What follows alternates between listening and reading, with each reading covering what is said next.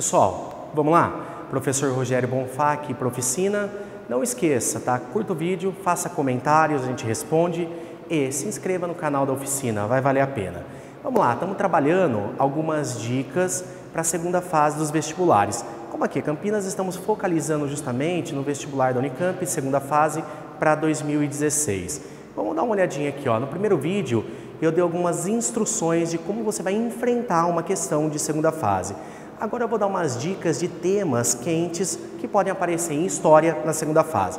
Dá uma olhada, gente, uma coisa bem interessante. Geralmente, a banca de história e a banca de qualquer das matérias que vão aparecer numa segunda fase da Unicamp, ela finaliza a prova em agosto. E até agosto eles vão vendo o que está acontecendo, pessoal, na realidade brasileira ou na realidade mundial, e eles vão pegar esses temas para fazer algum tipo de abordagem numa questão de segunda fase. Primeira fase é igual. Então, gente, temas bastante quentes até agosto, eles têm uma chance maior de cair. Geralmente não propriamente o tema, mas alguma coisa relacionada, pensando em história, à temática do que está ocorrendo. Vamos lá, vou dar algumas diquinhas. Primeira coisa, o primeiro semestre ele foi caracterizado por uma discussão em torno da Lei 4.330, que é a terceirização das relações de trabalho. Gente, provavelmente se for cair sobre a lei, eles vão buscar em geografia, mas como que a banca de história atenta com o que está acontecendo no dia a dia brasileiro, como que ela pode exigir isso num candidato de segunda fase? Vamos lá, em relação à terceirização. Gente, vamos lembrar, leis trabalhistas no Brasil estão relacionadas ao governo Getúlio Vargas, 1930-1945. Sobre a influência da crise de 29, a quebra a contestação em relação ao liberalismo econômico, vem as teorias do John Maynard Keynes. O Keynes ele defende uma crítica feroz ao liberalismo econômico à la Adam Smith e, no caso, uma defesa de uma maior intervenção do Estado na economia. Vamos lembrar, são reformas dentro do sistema capitalista e não medidas socialistas, marxistas. Na teoria keynesiana, que o Vargas ele vai sofrer essa influência, ele de fato ele vai aumentar o poder do Estado nas relações brasileiras. Vamos pensar na economia. Ele vai criar grandes estatais, pega a Vale do Rio Doce, pega a Companhia Siderúrgica Nacional de Volta Redonda, todas criadas até 45. E depois, numa volta de Vargas de forma democrática, a própria Petrobras. Pensando, pessoal, nos direitos trabalhistas.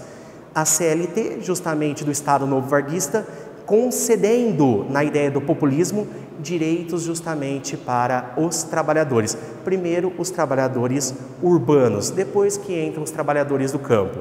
Mas olha como que a Unicamp pode abordar o termo da terceirização. Nós temos um modelo econômico varguista, caracterizado justamente nesse governo Vargas, que ele é repetido nas décadas pós a queda de Vargas.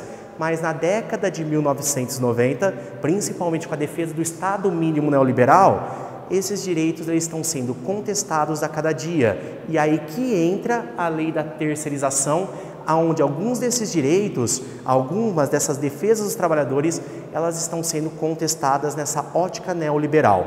Então, gente, dá uma olhadinha, a Unicamp pode pegar desde as greves de 17, luta por direitos dos trabalhadores, entrando numa ideia de Vargas, CLT, onde o Estado ele concede direitos na lógica populista e bastante antidemocrática cá entre nós, e depois você vai pegar toda essa luta por direito até a década de 1990, onde isso é contestado pelo Estado neoliberal, uma flexibilização das leis trabalhistas, caindo nessa discussão da Lei 4.330. Então essa é uma primeira dica. Outra coisa bem interessante, repressão estatal. A Unicamp ela é bastante atenta com essa ideia de contestação, essa ideia de movimentos sociais, essa ideia de protagonismo popular contra casos de coerção do Estado. Vamos lembrar, pessoal, por que eu coloquei isso como destaque?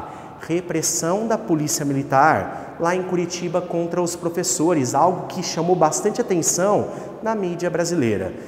Ele, óbvio, que não vai trabalhar essa ideia da repressão em 2015. O que ele vai fazer? Fazer temas correlacionados ao tema repressão estatal. Se a gente for pegar, pessoal, a repressão às greves de 1917, volto a dizer, você pode pegar a repressão do Estado Novo, tentando criar um Estado corporativista, aquele Estado de compromisso. Pode pegar uma repressão característica do regime militar, censura, perseguição da oposição, aonde o Estado ele não está respeitando as liberdades individuais, a liberdade de expressão, a liberdade de imprensa. Então, bastante atenção a isso. O tema, pessoal, tudo bem, está relacionado a PMs lá em Curitiba reprimindo professores, manifestantes. Mas olha como a Unicamp pode fazer. Ela pega o tema que veio na atualidade e busca momentos históricos. Se você quiser, em relação à repressão estatal, volta no Pedro I também, que enfia uma Constituição outorgada, extremamente autoritária, lembrando muito o Estado absolutista. Pegue em história geral, o próprio absolutismo. Então, a repressão estatal, você pode fazer, pessoal, em História do Brasil e História Geral, várias inserções aí. A Unicamp adora pegar esses temas da realidade e buscar em contextos históricos diferentes, chamadas pontes históricas, mas sempre com cuidado para não recorrer ao anacronismo. Um dos piores, problemas do historiador. Outra coisa, outro tema, gente, bastante discutido, redução da maioridade penal. De 18 para 16 anos, um tema que ganhou os noticiários do ano de 2015 e que setores conservadores da população brasileira acham que é a solução para combater a criminalidade, tudo isso. Como que a Unicamp pode, pessoal, fazer uma ponte com esse tema da redução da maioridade penal? Pode recorrer a maioridades em constituições anteriores. Pega a Constituição de 1891, da Primeira República. Basicamente, 9, 10 anos, uma pessoa poderia ser presa e não tinha criminalidade. Então, eles podem buscar, pessoal, essa ideia de coisas que ocorreram no passado para fazer uma ponte com o presente, perguntando, em história, perguntando em coisas que ocorreram, Pode ser no período militar, pode ser na Era Vargas, pode ser no Império Brasileiro. É isso que a Unicamp está atenta. Temas do cotidiano, procurando algo correlacionado em história. Outro assunto famosíssimo, depois da visita do Papa Francisco, olha, influência, pessoal, do catolicismo, dos jesuítas na colonização da América, o Papa Francisco ele fez o meio termo para voltar as relações entre Estados Unidos e Cuba, rompidos desde a Guerra Fria, desde a Revolução Cubana de 1959, quando os irmãos Castro tomaram o poder. O que acontece? Como que a Unicamp pode trabalhar isso? Pode voltar ao tema de Revolução Cubana, pode, pessoal, trabalhar o tema de Guerra Fria, pode retomar o embargo econômico estadunidense em relação à ilha, ou mesmo em geografia, trabalhar essa ideia dessa reaproximação. Ainda não tem o fim do embargo, mas ainda está voltando às embaixadas, essas coisas, pode trabalhar em geografia. Então, muita atenção com esse tema de Guerra Fria, relação Estados Unidos e Cuba. Inclusive, Guerra Fria caiu bastante nas primeiras fases.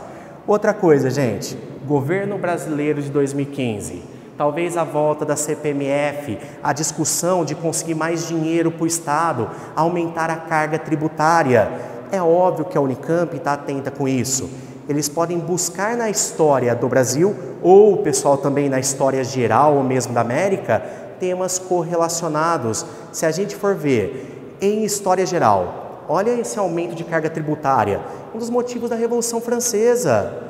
Quando eles tentam aumentar, pessoal, os tributos ao terceiro Estado, o terceiro Estado explode, faz um processo revolucionário.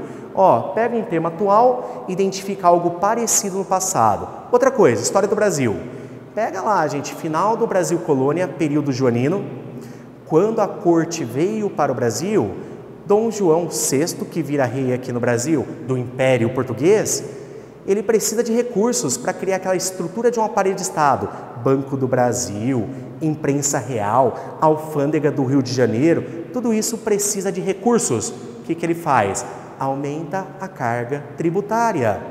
E olha que interessante, junto com o aumento da carga tributária para bancar essas novas instituições públicas, que na verdade, pessoal, vão oferecer uma péssima qualidade no serviço público. Aumenta imposto, péssima qualidade de serviços públicos, explode em 1817 a Revolução Pernambucana, Olha que interessante, um contexto muito semelhante dos dias de hoje, com péssimos serviços públicos, carga tributária sempre aumentando nessas propostas de voltas de impostos. Isso eles podem pegar e jogar referências históricas. Então, gente, essa é minha diquinha de coisas que ocorreram durante esse ano, e tem várias outras, eles podem relacionar com assuntos e temas históricos. Beleza? Tá? Espero ter ajudado aí. Um abração, não esqueça. Curte o vídeo, faça um comentário, a gente responde, e se inscrevam no nosso canal da oficina. Obrigadão, gente. Boa segunda fase aí.